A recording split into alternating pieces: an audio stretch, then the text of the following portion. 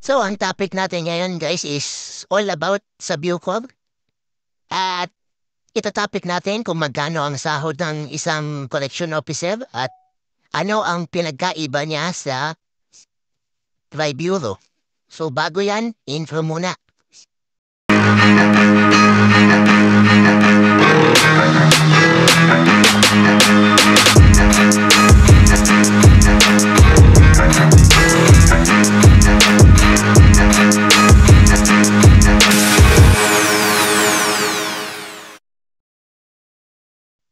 So, ang topic po natin is all about Bucor or Bureau of Collections.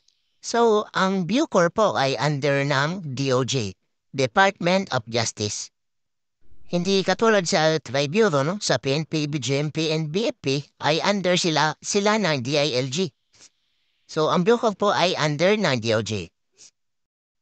Sa usapang sahod naman po, same lang po sila sa PNP, BFP, and BGMP. Ganon din po yung sahod ng Bucor.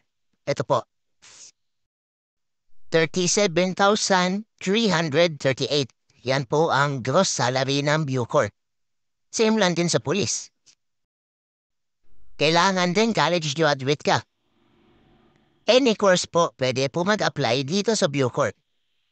Mapa-edu, criminology, engineer, or kahit ano pa man yan, basta college graduate. No? Ang eligibility naman na pwede mong gamitin sa Bucor ay civil service, yun professional, no? Tapos pangalawa ay yun, pwede dito, yun sa penology officer examination, pwede yun. Yan yung pangalawa.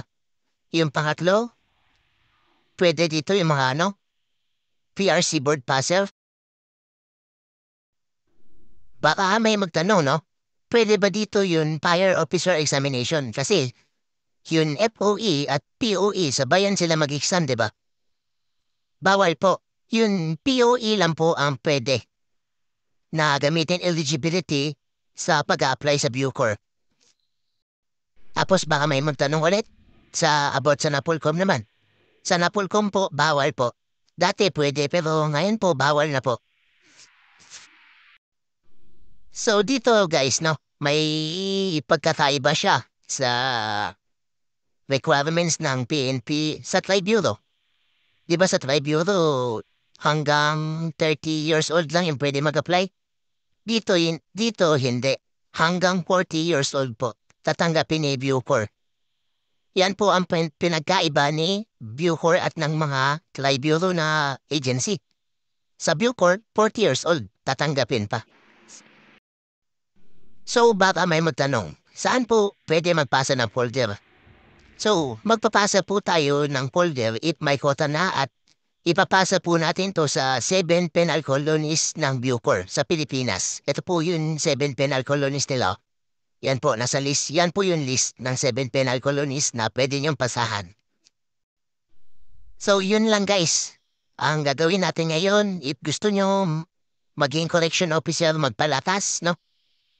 Maging fit and healthy para if may quota na, ready na talaga mag-apply. Next mong gagawin, i-follow mo yung FB page ni Bucor. No, may FB page sila sa Facebook para updated ka. Baka mag-announce sila, may quota na, di ba? E di updated ka, di ba? So mag-wait na lang tayo kung kailan yung quota, guys. Good luck sa inyo and galingan nyo. Bye-bye!